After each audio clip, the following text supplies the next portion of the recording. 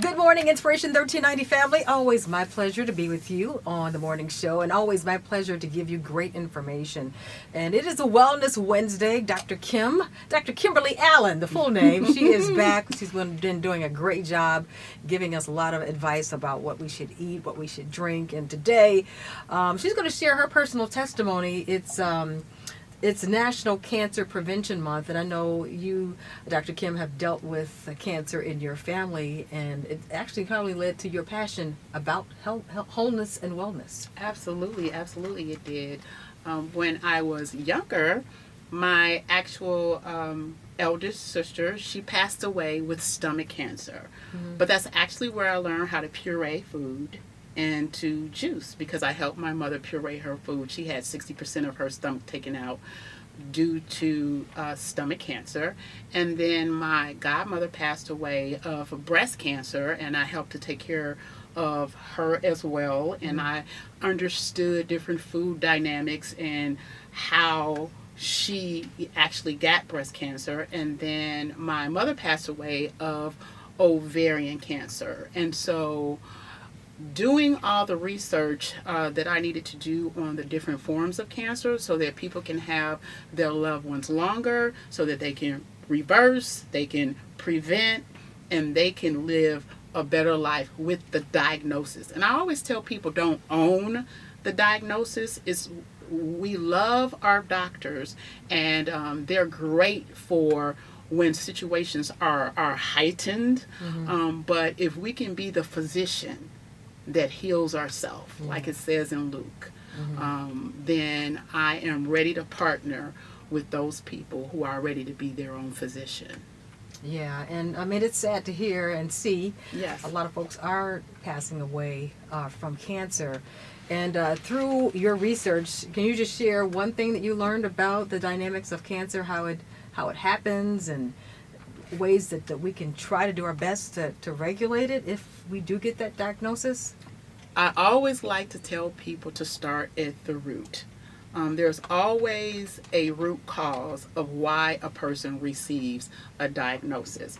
And we talked about earlier how much emotions are connected to certain organs.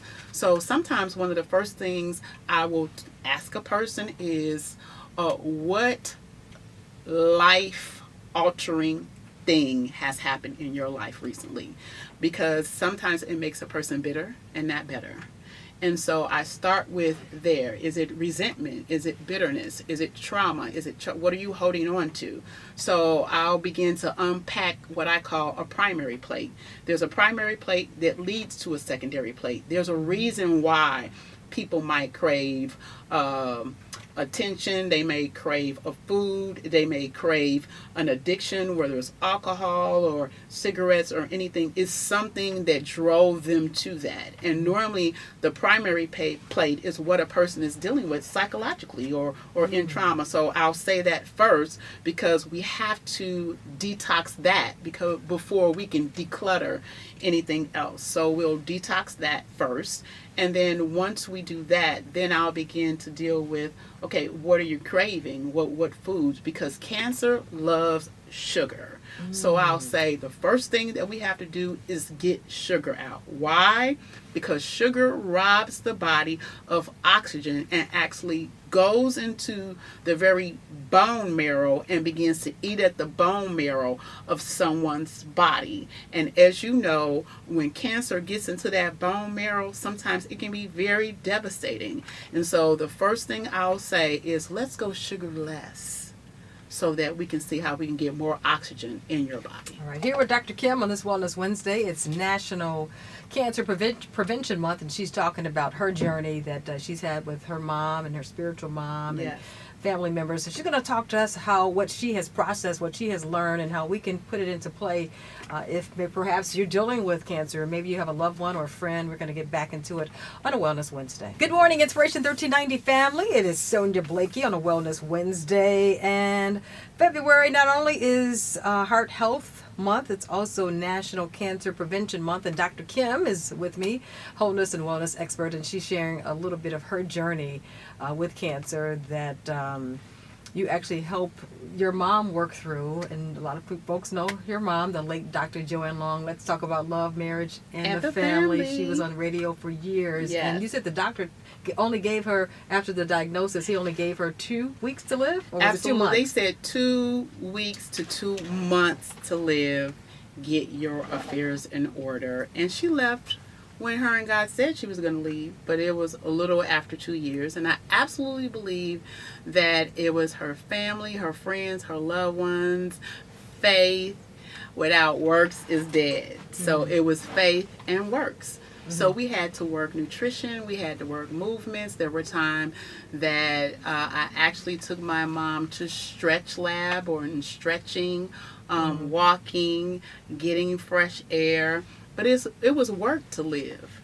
And for her to extend that 2 month time to over 2 years. And it was an absolute pleasure to dive in the journey with her, to give her the quality of life that she needs. And that's what actually motivates me to give people their loved ones longer. That's great. And you said your mom, she had ovarian cancer. Now, did your mom, through this process of you helping her with, fitness and nutrition and, just an overall wholeness type of plan, she did go through chemo and radiation at the same time? She did. She didn't do radiation, and I'm glad she did not do that. Not condemning anyone that does. Do what you feel led to do. That's your independent journey. But she did have treatments, and with those treatments we just made sure that we implemented everywhere we could the nutrition through food, through minerals, through beverages with benefits, with making sure her blood was good. I believe that Leviticus was onto something when the word says there is life in the blood. So we took a blood approach, cleaning the blood. Your blood can carry a lot of bacteria, so we were cleaning a lot of the bacteria out of her blood. We was making sure that she had healthy cells so that she can live life well. And she actually towards right before the end of her life, she actually received the diagnosis that it was in remission. Wow. And so we were glad that it at least went into remission. She actually passed away a little after 2 years, and I believe she left when she wanted to leave. But it was work. It was work. And so if it's work, what I want to share with people, that the work is worth it. The work is worth it. Get the knowledge that you need, the support that you need. Even caregivers. I always tell caregivers, take care of yourself. And you need to make sure that you're getting the sleep that you need and the support that you need so that you can take care of your loved ones. And when you talk about your mom, the late Dr. Joanne Long, who I knew well, I came into contact with her many times in the radio business, and I noticed she was a praying woman, an interceding woman. And you said that through the entire process, she prayed over everything. She touched everything through prayer. Everything. The doctors loved her. The nurses loved her. When she came on that floor, to get any treatment that she gave, she would lift up that treatment and she would pray, and then she would pray for everyone that was in the treatment center with her. And she said that the doctors are genius. You created this and you created that, and let it do what it's supposed to do. So always allow your faith to work in combination with whatever you're doing. Remember, faith without works is dead. That's right. So it was faith and works that I believe kept her here a little bit longer for and us. thank God for using you and for putting you in a position to be able to help her. Amen. Yeah, you have a wonderful gift. Tell us, Dr. Kim, how we can reach you and learn more about your holistic approach. Sure. It's meet_Dr. Kim. I'm your holistic doc on TikTok. And keepitmovingwithkim.com as well. Those are the ways that you can reach me. You got it. We look forward to having you back next Wednesday. Absolutely. On this Wednesday, Inspiration 1390.